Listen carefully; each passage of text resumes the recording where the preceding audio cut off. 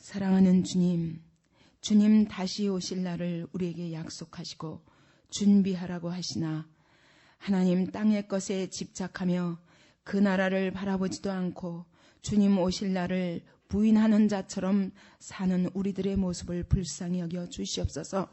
다니엘서를 통하여 하나님 또다시 한번 주님 오실 날에 우리가 준비해야 될 것이 무엇인가를 아버지 깨달으며 하나님 이 땅이 아니라 저 영원한 나라가 우리의 참된 고향이요 본향이요 그것이 바로 우리의 참된 소망인 것을 믿고 하나님 그 나라를 준비하는 복된 생애를 살 수 있도록 우리의 생애를 붙잡아 주옵소서. 그것을 위하여 믿음의 믿음을 더하여 주시기를 원합니다. 이 시간도 주께 의탁하며 살아계신 예수 그리스도 이름으로 기도하였습니다. 아멘. 다니엘은 4가지 환상을 통하여서 우리에게 미래에 일어날 일을 보여주셨습니다. 다니엘을 통해서 하나님께서 보여주셨습니다. 바다에서 나온 짐승을 통해서 세상 나라들의 흥하고 망할 것을 보여주시고 이후의 역사를 보여주셨습니다. 8장에서는 수양과 수염소의 이상을 통해서 그 수염소가 어떻게 큰 나라가 되어서 또 하나님의 교회를 핍박하는 자로 커질 것인가 그걸 보여주셨고 9장에서는 70일의 환상을 통해서 그 때가 정해져 있다는 것 그리고 그것이 이 시대만 아니라 이후의 마지막 세대에 이루어질 일이라는 것을 보여주셨습니다. 그리고 10장, 12장에서는 마지막 때 일어날 큰 전쟁에 대해서 미리 보여주셨습니다. 그러면서 마지막으로 그때에 마지막 때에 적그리스도가 온 땅의 악한 영을 통해서 온 하나님을 대적하는 군사들을 일으켜서 큰 전쟁을 일으키는데 그 본거지가 어디라고요? 예루살렘이라고요. 예루살렘에 근거지를 둔다는 것입니다. 그래서 이스라엘 땅에서 아마겟돈에서 그 전쟁이 일어날 것이라.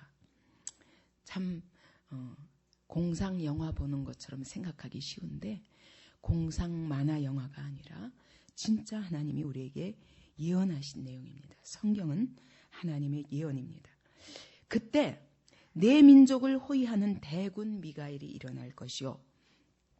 전쟁이 일어나서 온 민족이 모여서 거기서 큰 전쟁으로 붙었는데 그때 결국 그 전쟁을 다스려서 끝내게 하는 분이 누구냐? 이스라엘을 호위하는 대군 미가엘이라고 합니다. 미가엘은 하나님의 군대 장관입니다.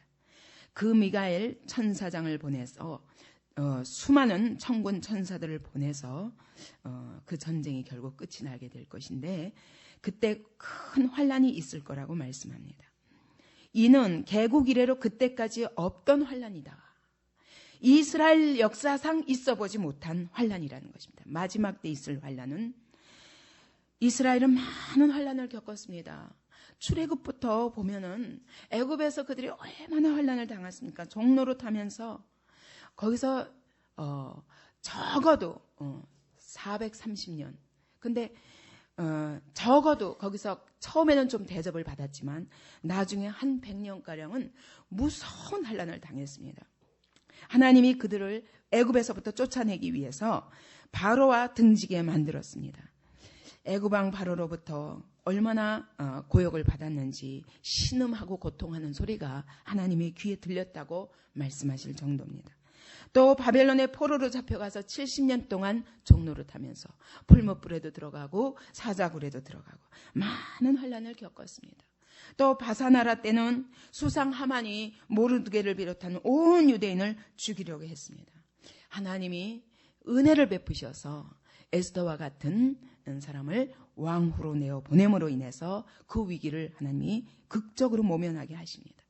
또 안티오코스 에피파네스를 통해서 수많은 유대인이 죽임을 당했습니다. 또 AD 70년에 로마 장군 디도가 들어와서 완전히 예루살렘을 무너뜨린 것이 오늘날 저렇게 폐허가 된 것입니다. 하나님이 말씀하시기를 예수께서 말씀하시기를 돌 하나도 돌 위에 남지 아니하리라. 그런대로 진짜로 돌 하나도 돌 위에 남지 않은 채로 그 땅이 완전히 폐허가 되었습니다. 그리고 최근에 들어와서는 독일 히틀러를 통해서 600만이 기가 막힌 학대와 죽음을 당했습니다. 이렇게 역사상 수많은 적그리스도에 의해서 많은 하나님의 백성들이 죽임을 당했지만 마지막 때 일어나는 환란은 이것과도 비교할 수 없다는 겁니다. 개국 이래로 있어보지 못한 환란일 것이라는 겁니다. 그때 내 백성 중 무릇 책에 기록된 모든 자가 구원을 얻을 것이라. 이와 같이 환란을 통해서 많은 사람들이 죽임을 당하는데 스가랴서 13장 8절 9절에 보면 바로 주님이 구름 타고 오시는 그날에 바로 그 앞에 큰 환란이 있는데 인류의 3분의 2가 죽을 것이라. 스가랴서 한번 보시겠습니까? 스가랴서 13장 8절 9절입니다.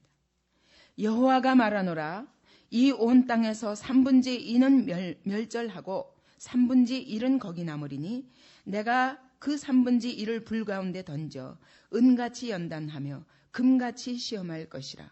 그들이 내 이름을 부르리니 내가 들을 것이며 나는 말하기를 이는 내 백성이라 할 것이요 그들은 말하기를 여호와는 내 하나님이시라 하리라. 보십시오. 3분의 2가 전쟁에 죽을 것이라는 겁니다. 그런데 남은 3분의 1을 어떻게 하신다고요? 불 가운데 던져서 은을 연단하는 것처럼 용광로에다 집어넣는 것처럼 무서운 불 속에 집어넣을 것이다. 무서운 시험이 있다는 얘기입니다.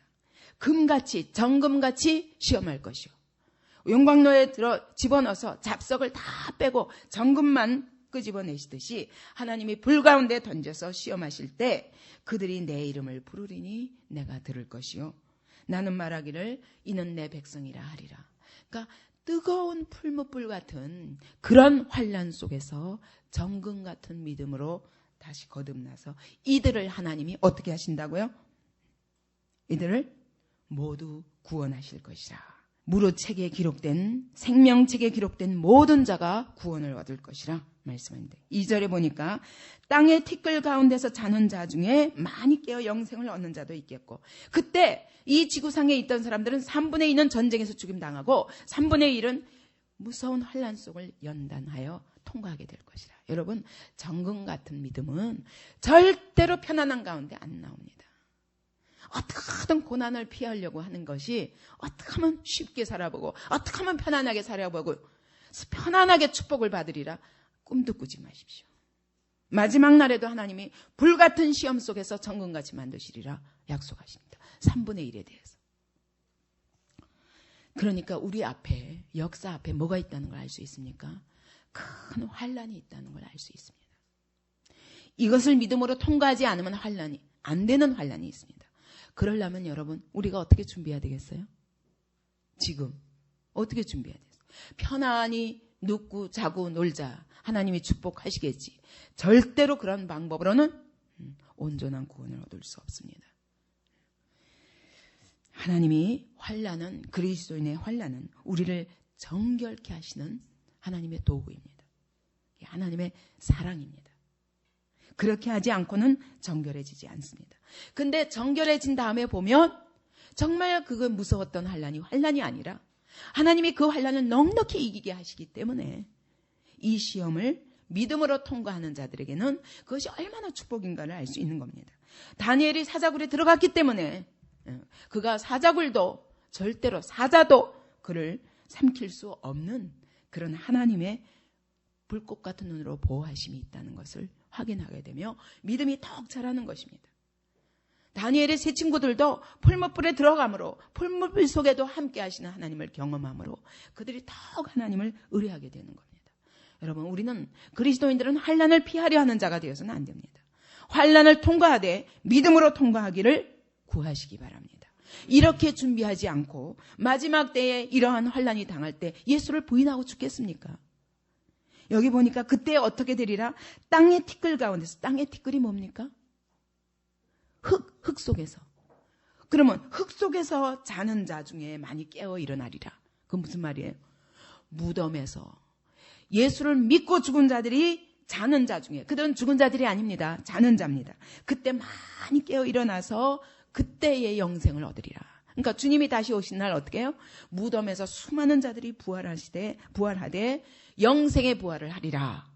그런가 하면 또 한쪽에서는 수욕을 받아서 무궁히 부끄러움을 입을 자도 있을 것이며 그때 적그리스도의 편에 선 자들은 수치를 받으며 무궁히 부끄러움을 입으리라. 무궁히 부끄러움이 어딥니까?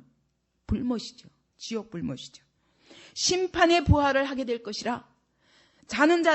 죽은 자들 또 일어나서 심판의 부활로 나아가고, 한쪽에서는 영생의 부활로 나아가고, 하나님이 그때는 쫙 가르시는 겁니다. 구원과 심판을 분명하게 가르시는 겁니다. 하나님이 영원한 불못에 던지리라고 예언하십니다.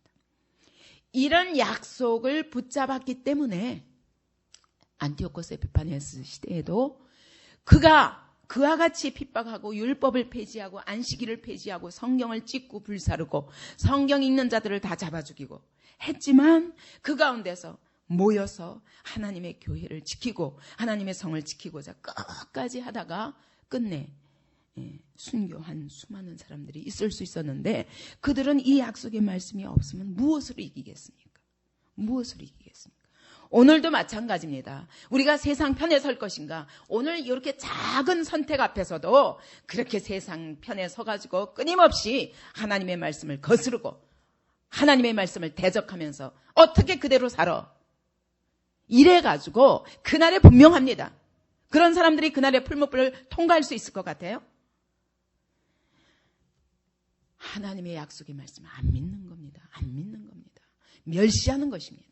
듣고 또 들어도 자기 유익으로 일종의 사치로 액세서리처럼 신앙을 달고 다니는 거지, 그것은 믿음이 아닙니다. 위식입니다. 위선입니다. 지혜 있는 자는 궁창의 빛과 같이 빛날 것이요 말씀합니다. 지혜 있는 자가 누굽니까? 지혜 있는 자가 누굽니까? 자기의 하나님을 아는 자입니다. 자기의 하나님을 아는 자는 궁창의 빛과 같이 빛날 것이요. 다니엘서 10장 6절에 보니까 예수께서 하나님이 그 보좌 위에 앉아 계신데 5절 6절에 보니까 세마포를 입으시고 허리에는 우바스 정금띠를 띠고 그 몸은 황옥 같고 얼굴은 번갯빛 같고 그 눈은 횃불 같고 그 팔과 발은 빛난 녹과 같고 심판의 발을 가지고 어느 날 그분이 발로 밟으시는 날이 옵니다. 그 말소리는 무리의 소리와 같더라. 폭포 소리와 같더라. 뇌성과 같더라. 수많은 사람들이 외치는 것 같더라. 이러한 그분이 오늘도 하늘 그곳에서 우리를 지켜보시며 판단하고 계신데, 그분을 무시하고 하나님을 부인하며 그러는 자에게는 절대로 영생에 들어가는 그 축복을 얻을 수 없습니다. 지혜 있는 자는 자기의 하나님을 아는 자입니다. 그 보좌 위에 앉으사 오늘도 불꽃 같은 눈으로 자기 백성을 보호하시고, 그리고 그렇지 않은 대적자들에 대해서 심판하시는 그분을 믿는 것입니다. 그런 자만이 궁창의 빛과 같이 빛날 것이요, 하늘의 빛과 같이, 하나님의 빛과 같이, 그리스도의 빛과 같이 이 땅에서 빛날 것이요, 많은 사람을 옳은 대로 돌아오게 한 자, 지혜 있는 자가 누굽니까?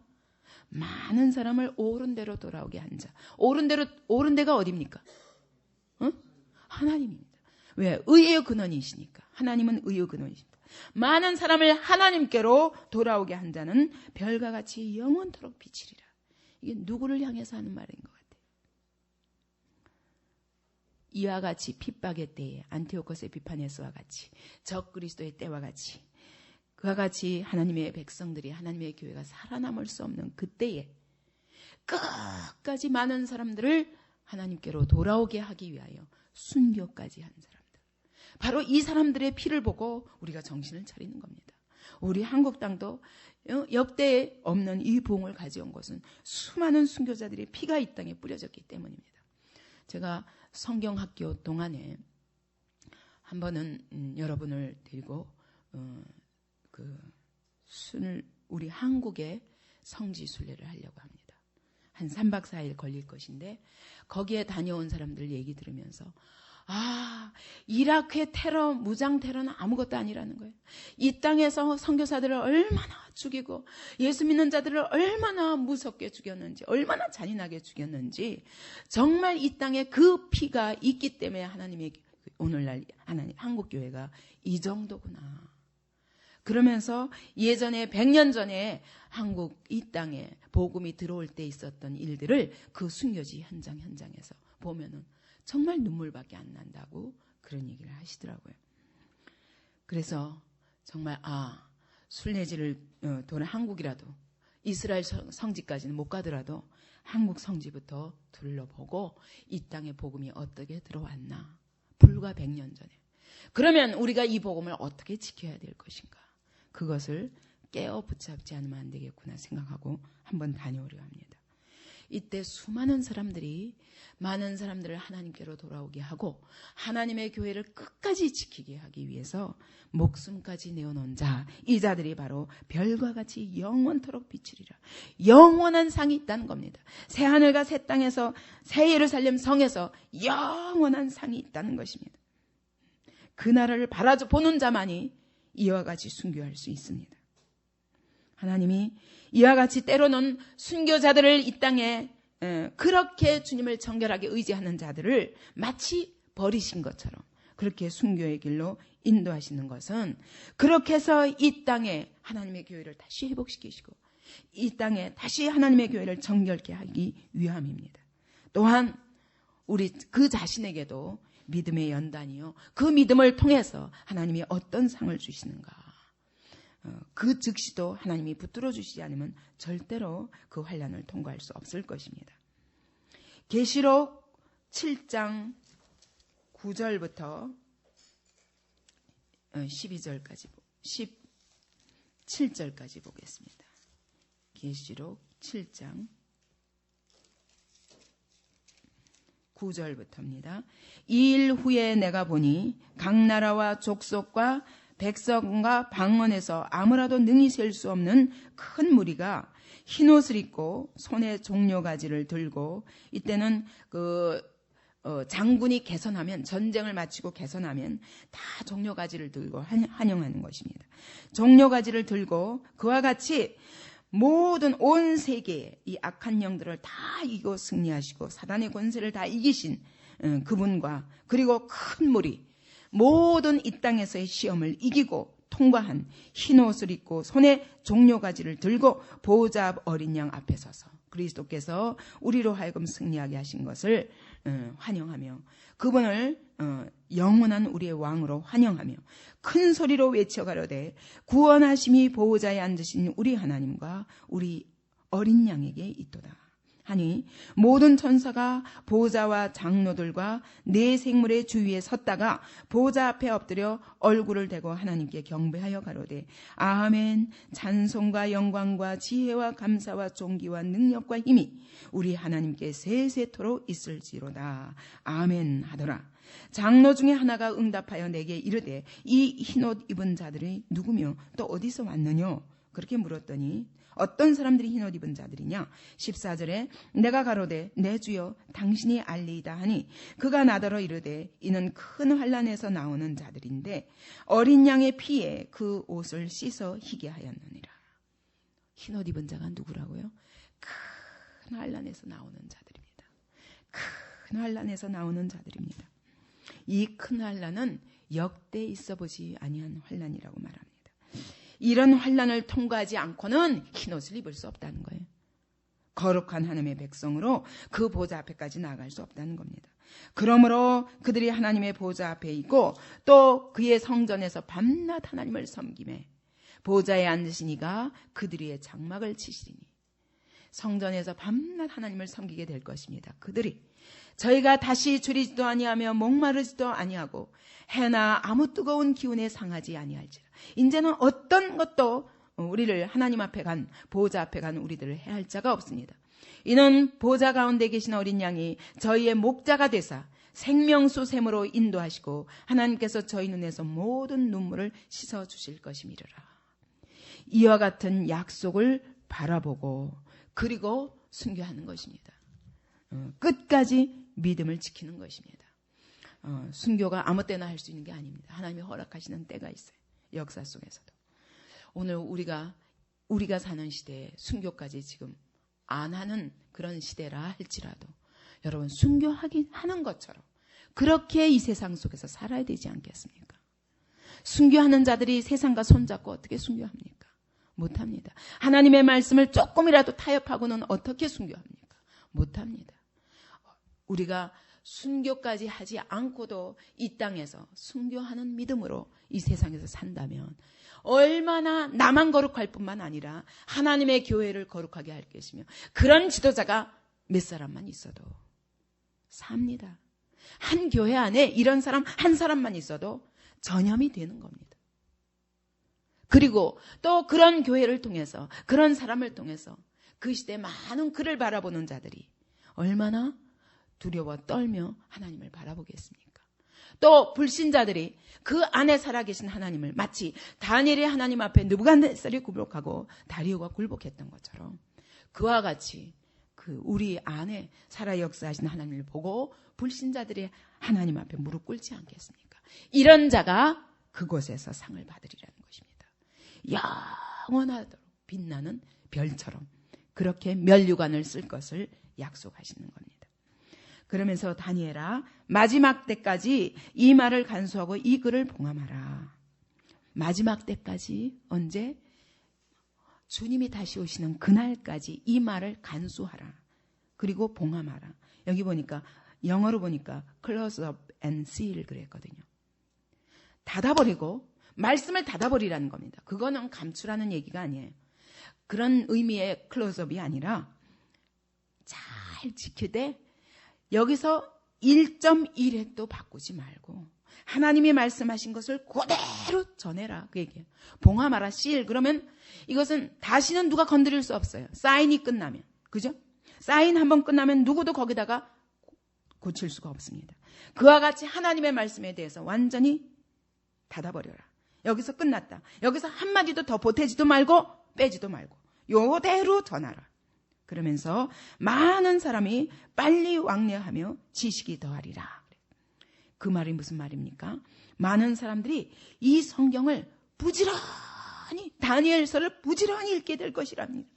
부지런히 읽고 어떻게 하리라? 지식이 더하리라. 깨달아 가리라. 왜? 자기 시대 속에서 이것이 이루어지는 것을 볼 것이기 때문에. 보면서 깨닫는 거예요. 그렇구나. 그렇구나. 말씀하신 하나님은 오늘도 살아계십니다. 다니엘에게 말씀하신 그 하나님은, 이 모든 것을, 이 상들을 보여주신 그 하나님이 오늘도 역사를 주관하고 계십니다. 그러므로 그대로 이루어 가실 것입니다. 오늘 우리가 보고 있습니다. 보고 있지 않습니까? 눈을 뜨고 성경에 집중해보면 이 시대 그대로 그 일이 일어나고 있는 것입니다. 그리고 이미 이루어졌고 그런 일들이 계속 역사 속에 있는데 마지막 때 인류 역사에 없는 큰 환란이 있을 거라고 말씀하십니다. 우리가 성경을 부지런히 읽으면서 이와 같이 이 때를, 하나님이 말씀하신 이 예언의 때들을 준비하지 않으면 안 됩니다. 우리나라에 아주 유명한 깡패 목사가 있었습니다. 황해도 안악시장을 아주 주름잡는 깡패였답니다. 그분이 누구냐면 김익두 목사님입니다. 이분이 그 깡패인데 얼만큼 깡패냐면 동네에서 선앙당이 있는데 사람들이 아침이면 일어나서 선앙당에 가서 비는 것이 제발 오늘 하루 김익두를 만나지 않게 해주십시오. 그것이 그들의 소원이니까 붙잡혔다 하면 그때 당하는 그 고초가 이루 말할 수 없다는 거예요. 그 자리에서 똥을 싸라 그러고 그리고 싸놓고 그 얼굴에다 쳐바르라 그러고 아무튼 이루 말할 수 없는 짓궂은 깡패였답니다. 그래서 아주 유명한 깡패였는데 이 사람이 어떻게 선교사, 어떤 스왈론 목사라는 그 선교사의 집회에 가게 된 겁니다. 그분이 그 사경회에 가가지고 들었는데 그때 들은 것이 뭐냐면 생명의 부활과 심판의 부활에 대해서 듣게 됩니다. 그러면서 찔린 거예요. 자기는 너무너무 많은 죄를 지었거든요. 그래가지고 내가 예수를 믿어보겠다 이렇게 결정을 한 겁니다. 그래가지고 그때부터 그 사람이 10개월 동안 세례받기까지 10개월 동안 성경 몇 번 읽었는지 아시겠습니까? 상상도 못하고 10개월 동안에 우리가 몇 번 읽으면 가장 많이 읽겠습니까? 응? 10번. 근데 100번을 읽었답니다. 그러니까 그 깡패가 그렇게 변화되죠. 그러니까 그렇게 읽었다는 거는 뭐예요? 한 달에 몇 번 읽었다는 거예요? 10번 읽었다는 거예요. 한 달에. 그러니까 먹고 자고 그거밖에 안 한 거예요. 먹고 자고 그거밖에. 그렇게 깡패라도 그런 기질 때문에 하나님 앞에 딱 그렇게 드려지면 이렇게 멋있게 쓰임받는 거예요. 이분이 굉장한 부흥을 일으킨 거예요. 가는 곳곳마다 기적과 우리나라에서 제일 먼저 최초로 그 안진뱅이를 일으킨 사람이랍니다. 그렇게 대단한 믿음을 가진 사람인데 100번을 읽었대요. 저도 부끄럽더라고요. 거기다가 무디 얘기를 보면 하도 성경을 사랑하고 이 성경만 안고 다니는 거예요, 이 사람이. 그리고 늘 성경을 읽고 그 성경의 말씀을 찾아보면서 그걸 붙잡고 사는 분이었습니다. 그래서 어떤 청년이 하도 저 목사님의 성경은 어떻게 생겼을까? 그래가지고 성경 좀 보자 그랬답니다. 그랬더니 그 성경에 새까맣게 줄이 꺼져 있고 남은 곳이 없도록 빽빽하게 뭐가 써 있더라는 거예요. 그런데 특별히 눈에 띄는 게 있었는데 그게 뭐냐면 T자와 P자가 써 있다는 거예요. 성경 구절에 어떤 거는 T, 어떤 거는 P 그랬더라는 거예요. 그래서 이게 도무지 뭡니까? 그랬더니 그게 창세기부터 계시록까지 빽빽하게 T자, P자가 각 곳에 있더라는 겁니다. 이게 무슨 뜻입니까? 그랬더니 그분이 하신 말씀이 T자는 tried. 시험해봤다. 그러니까 순종을 시험해봤다는 거예요. 말씀을 읽고 그냥 끝난 게 아니라 정말 그러한가 아니한가 순종해봤다는 거예요. 그 다음에 P자는 그럼 뭐냐? proved. 내가 순종해봤더니 진짜더라. 그래서 P자, TP 각 곳에 표시가 되어 있더랍니다. 여러분 성경을 읽는 것이 그냥 읽어가지고 되는 게 아니에요. 여러분 성경학교 하지만 내가 순종의 시험을 해보고 여러분 정말 살아계신 하나님으로 이 말씀 그대로 일하시는 하나님이 여러분에게 증명되지 않으면 성경이 있는 게 다 교만으로 끝납니다.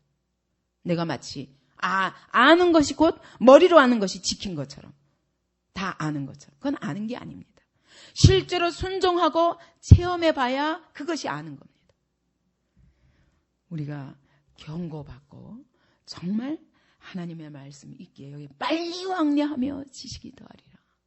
온 성경을 빨리 왕래하며 하나님이 우리에게 건네주시는 이 놀라운 미래에 대한 지식을 가지고 우리의 미래를 준비하는 우리가 되기 바랍니다. 이 시간에 정말 하나님 앞에 회개하는 마음으로 얼마나 우리가 성경을 깨어 읽으며 정말 거기서 하나님의 약속의 말씀을 붙잡고 살려고 노력하지 않은 자들인지 다시 돌아보기 바랍니다. 근데 분명 성경에는 이와 같이 앞에 큰 환난이 기다리고 있다고 말씀합니다. 이 환난을 준비하며 오늘 이 말씀을 붙잡고 승리하는 그런 우리가 되기 바랍니다.